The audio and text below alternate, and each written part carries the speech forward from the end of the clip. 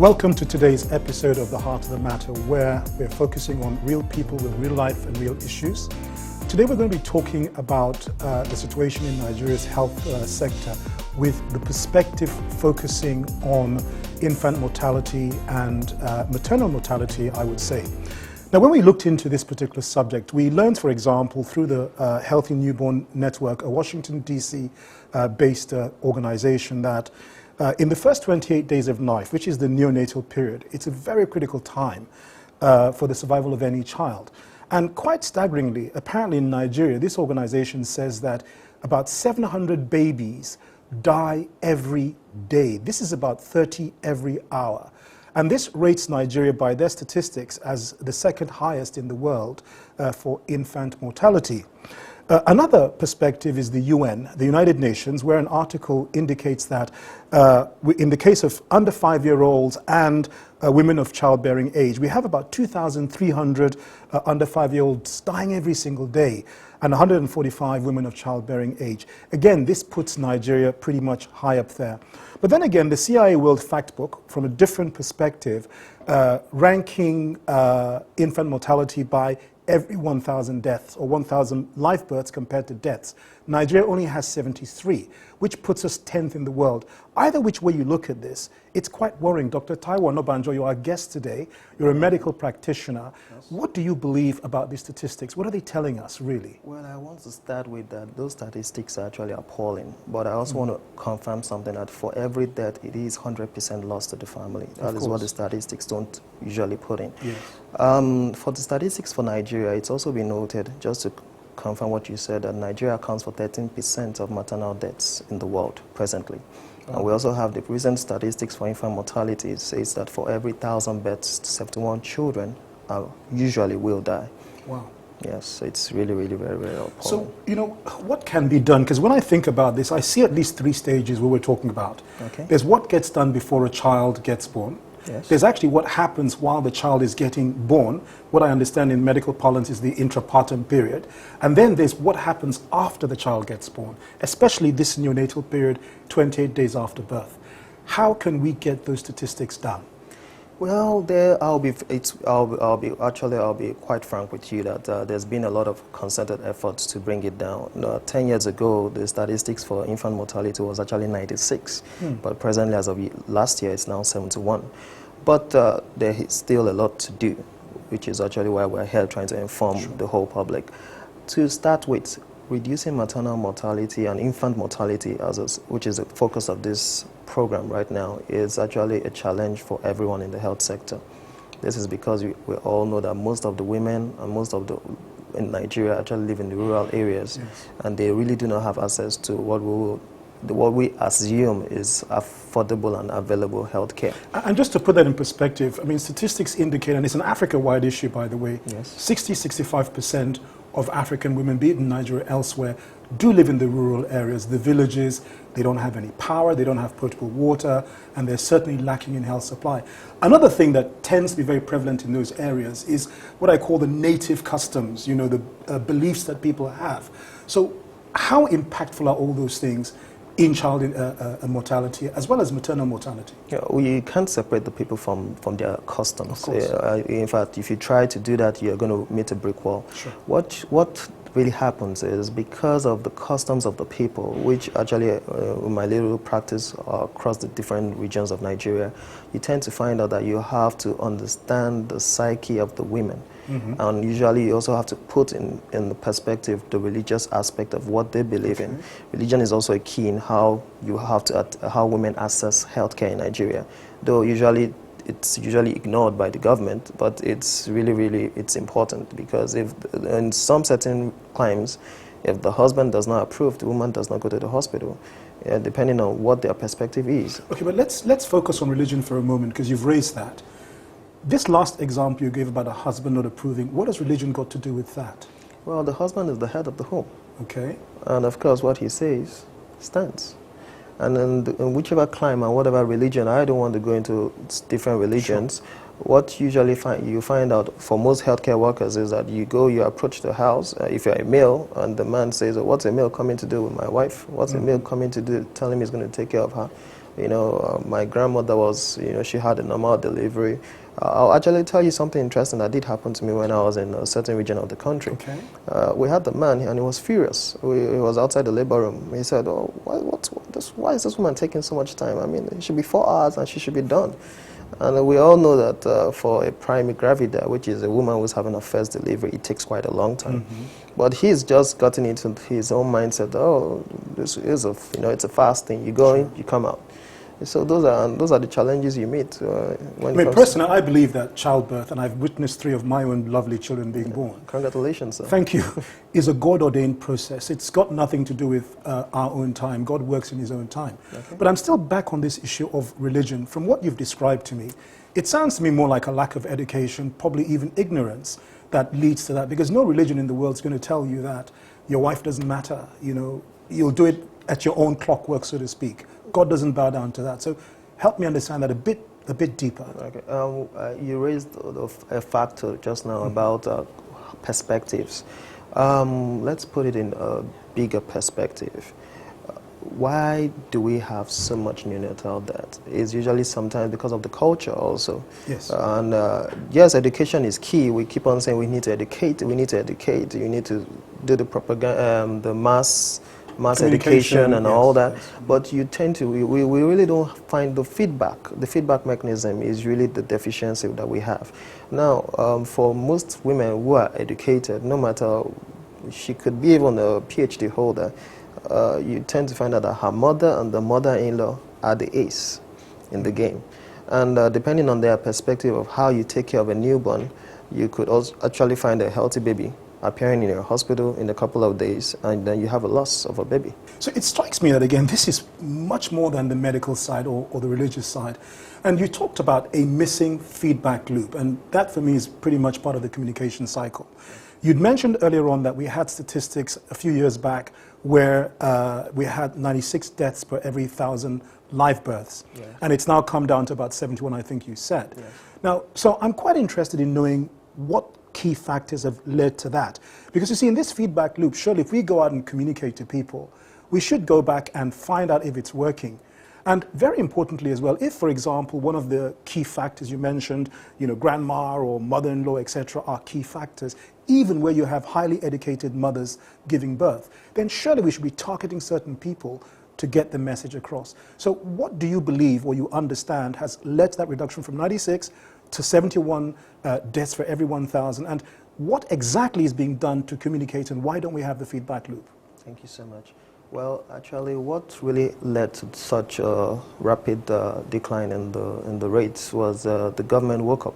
Okay. And I really have to commend the government, because they bought into the WHO programs and the World Bank programs and realized that they needed to set up maternal health, child care centers all over the country. A few were set up in Lagos, if I understand, as well, weren't they? Yes. Okay. And usually, so you have a lot of centers that were set up all over the country, and because of that, they also set up a midwifery scheme, okay, where midwives were posted to such centers from the urban areas, and that actually was a major reason why we had such a drastic fall. Yes. Because before they posted the midwives and all those systems were put in place, you found out that women would just get to a health center, and whoever is there would take the delivery, or of course the person there, whoever they met there, or in their community who did not understand basic things like sterilization, we would use the same blade and use the same, and of course we had a lot of maternal deaths and infant deaths.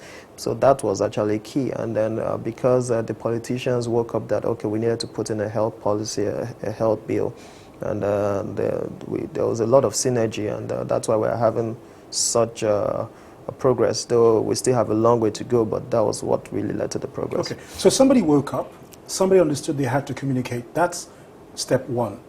But I'm still focusing on this feedback loop because something is missing. Yes. Clearly, the communication has helped, but for that communication to be perfected, to get better and reach more people, surely there's a need to understand how impactful it is. So something has been missing there. We're still not getting rid of the old wives' tales or some of the old strange customs that are misbranded, if you like, as religion. So I just want us to think about that a bit more. We'll come back to that. Now, I want to go into the birth stage. I'm not a medical doctor, so I don't really know that much about what's going on. But I hear a lot about one of the big areas where, you know, infant mortality happens can itself be in the birth process. Yes. You know, kids, I don't know, maybe the stress of coming through the birth canal. Tell us about that. Yes, of course, labor is a process by which a baby is born into the world Sure. after having been in the womb for 9 months or for Yes. approximately 40 weeks. And it's a challenging period, a very delicate period, I must also say. Yes. And because, of course, the stress of a baby coming through the birth canal is on its own is a big factor. And then you can now have some external factors adding to the stress. And what I mean by adding to the stress is when you have you know, women that are in labor, and depending on the presentation of the baby, if the baby is presenting in when I mean presentation, As in I mean the angle the baby is. not that's No? why I needed to clarify that. It's not the angle. When we say presentation in medical practice, what we're saying is what is the body part that's coming out? Is it the head? Is it the buttock? Yes. Is it the shoulder? Or those are key factors of why we have problems in labor. And depending on the medical person who is taking the delivery, and if unfortunately we're having delivery in a traditional birth home, who has not been enlightened on how to identify the key dangers, then you're going to have potential fatality waiting. Because, I mean, sometimes because of, again, as you said, that presentational issue, which way the baby is coming out, Yes, sometimes you end up doing C-sections, which is surgery, Yes. you know, in its own right, with all the ramifications that come with that, hygiene, et cetera, et cetera. Yes. How do they cope with this when they're out there in the rural areas, as you said, going through some traditional birth? Would they even know what to do? Well, by the time the woman who is taking the delivery realizes that this is above her, we've lost a lot of time. Yes. You find women presenting and they've been in labor for 2 days, they've been in labor for 3 days. And of course, you already know that the baby has gone through so much stress. The baby is already in a situation that, of course, and then when you now have poor referral services, these men come from the village, they have to wait for transportation. Sometimes they don't even have money. Yes. And then they come into the health sector, they access the health sector. If it's not free, they get into the private sector, you know, they have to pay something. And all this is time. And, you know, God forbid the woman was already bleeding already, then you're racing against time just to save the woman and the baby. And by the time you finally go into do have the C-section, the baby comes out, the baby is asphyxiated. Baby comes out, maybe there's been a bit of meconium aspiration, and meconium means that when there's so much stress, the baby actually passes stool. Wow. And that's within the womb? Yes. Okay. And of course, that should not be. Once that happens, of course, you've practically seeded infection into the baby, because in the womb, the baby swallows the fluid that the baby is in, and then the baby passes it out because it's all sterile. Wow. Dr. Taiwo, you've enlightened us so much. We're going to take a break now, and when we come back, we will start talking a bit more about infection. Thank you so much for that. Thank you. Viewers, I hope that you're finding this extremely interesting. At the same time, it's quite tragic as well when you look at the depth and the seriousness of this subject matter. Stay tuned, we'll be right back.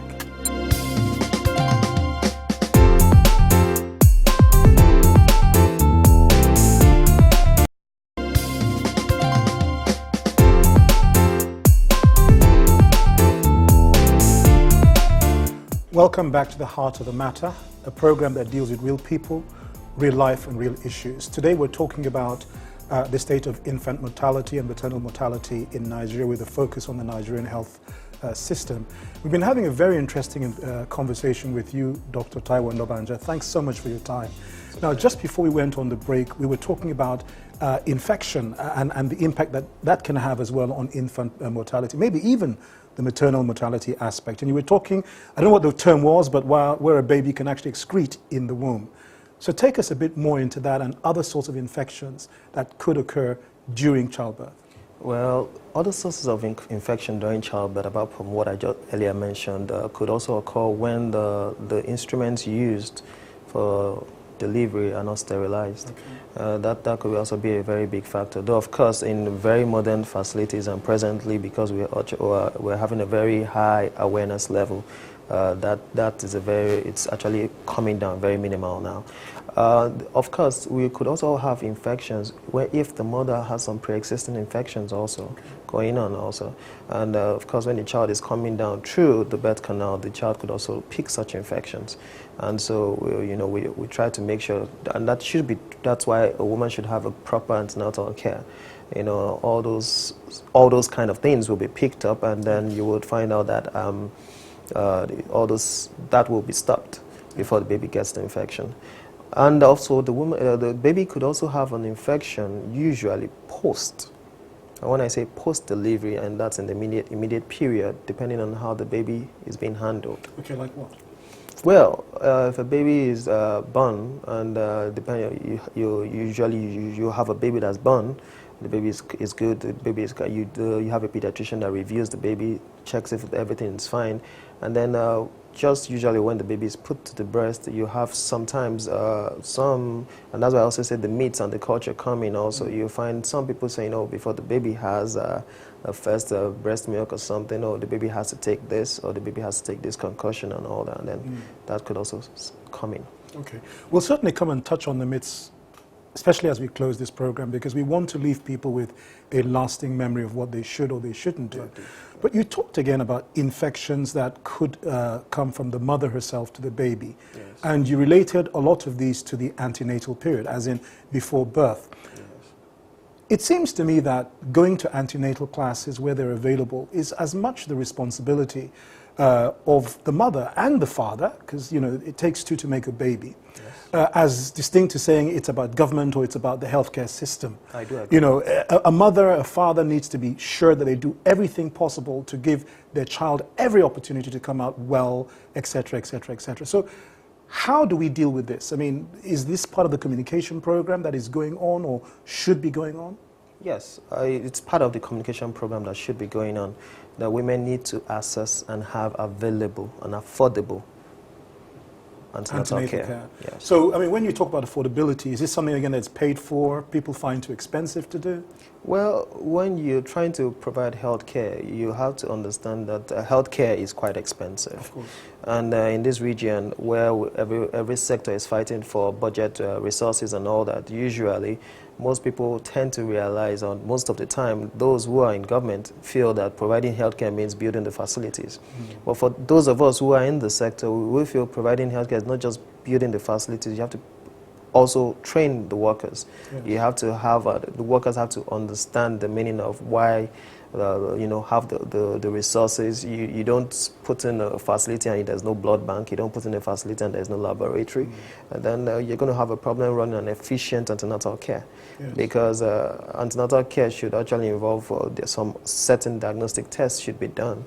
And of course that's going to take, you're going to need such facilities, and if they're not available or they are not affordable, if they are done by those who are called the private health sector, it's going to cost a bit more.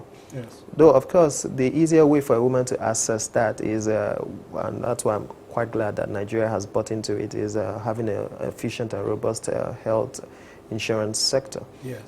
Which we now have a national health insurance, national NHS, NHS scheme, a health scheme, which affords a lot of families to access and affordable, available health care. And of course, these are all recent developments, recent in the last 5-10 years, especially in Nigeria. And it's all very good stuff. Of course, it doesn't go as far as it ought to, but we can see that something is changing. Yes. Now, today's show is not going to be about the budget or how much money there is, but I think from a medical practitioner who is seeing these deficiencies, we certainly hope that people are out there and they're listening to all that's happening, especially the impact on the rural areas again, because I don't know how much antenatal care gets out there or how much, again, the all wives myths, etc., are prevalent.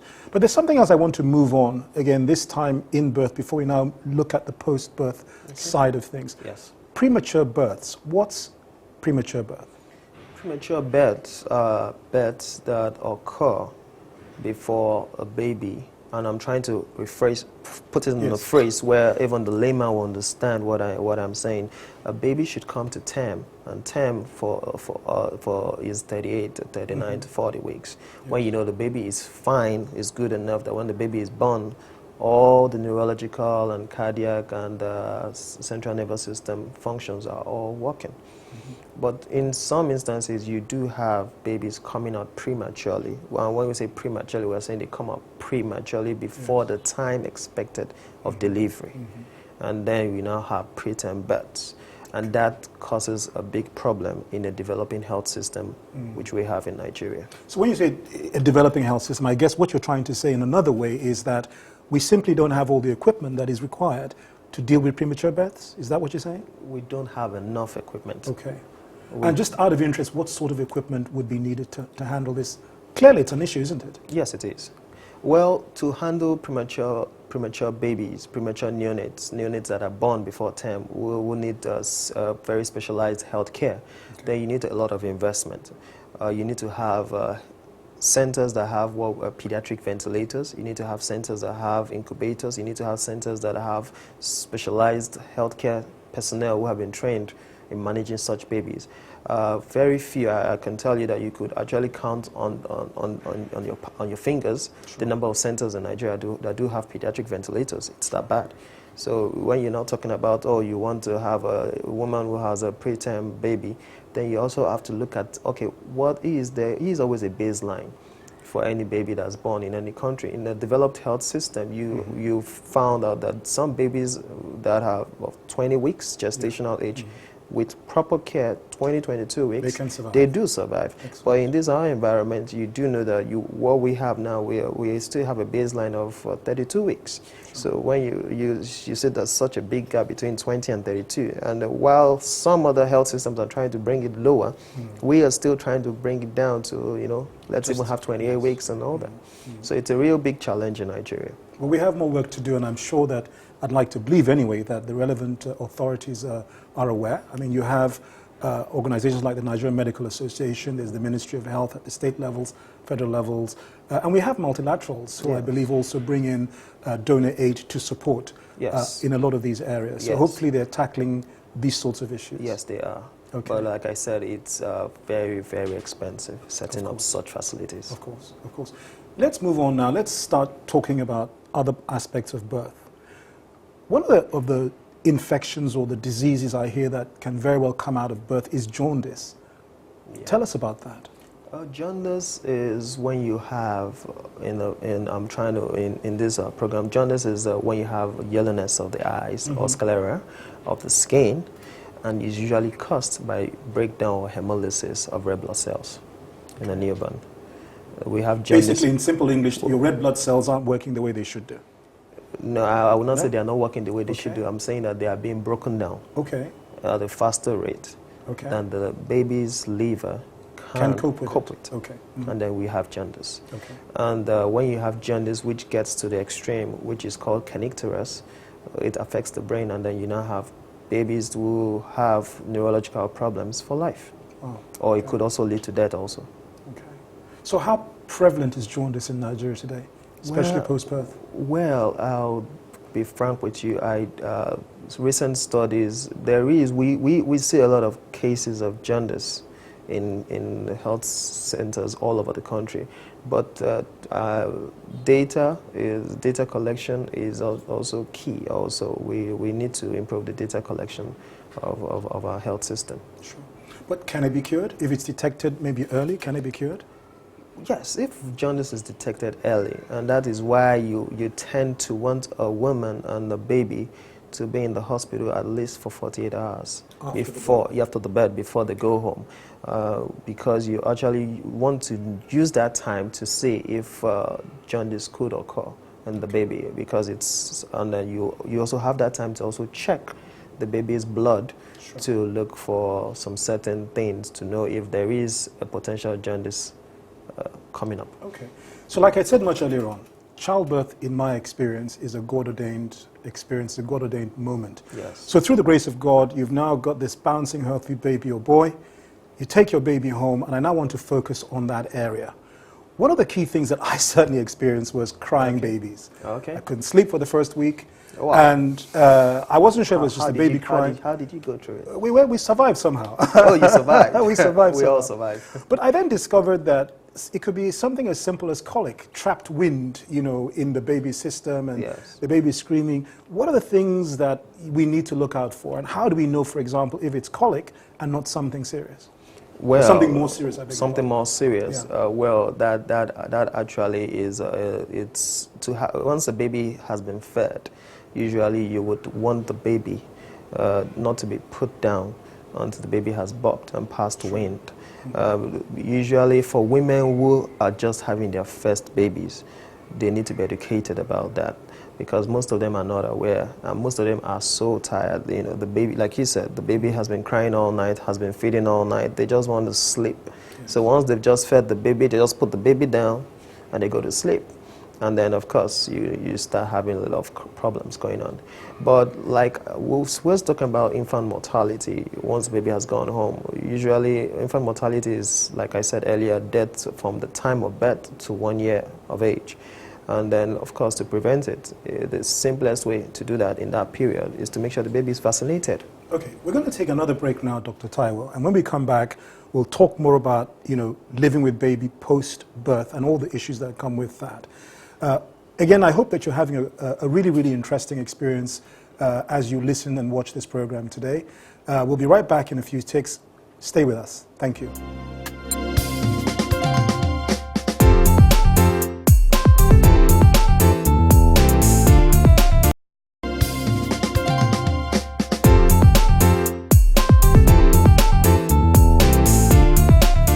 So welcome back to the Heart of the Matter, where we're talking about real people with real life issues.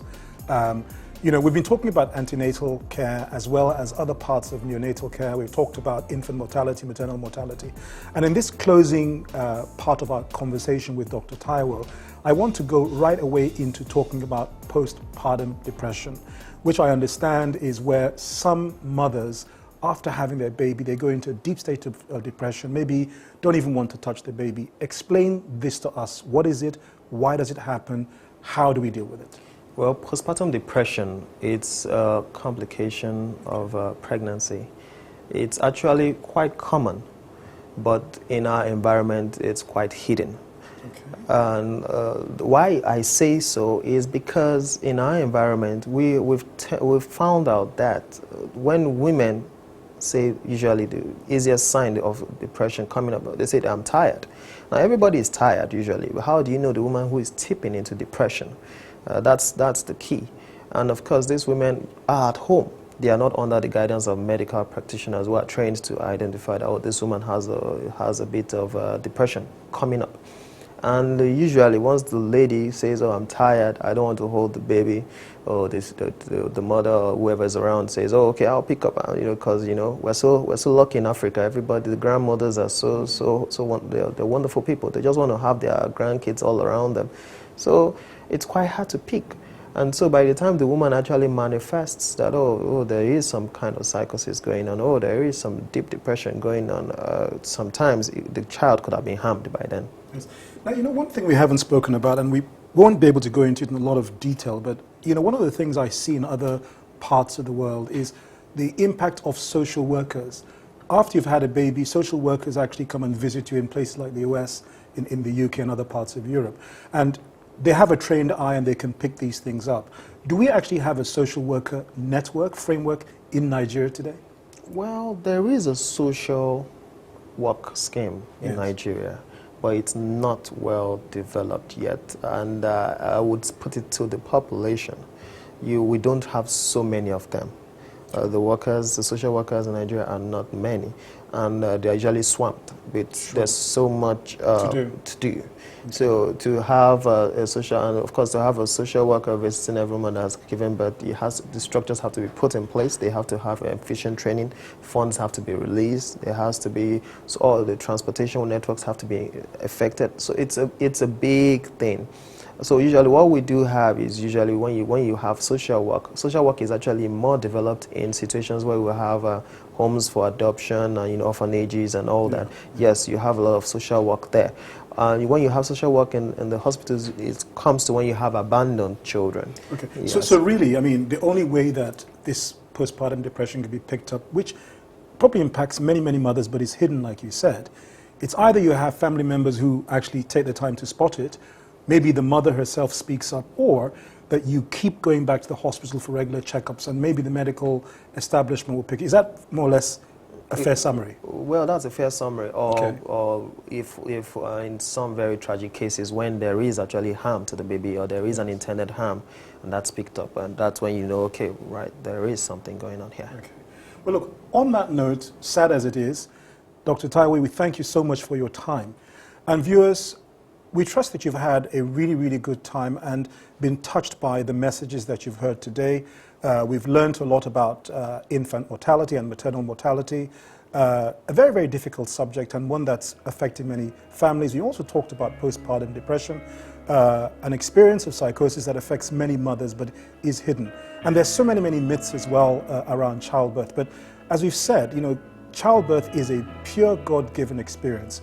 You don't need strange potions and strange things, and let's not mix odd religious beliefs with ignorance or poor education.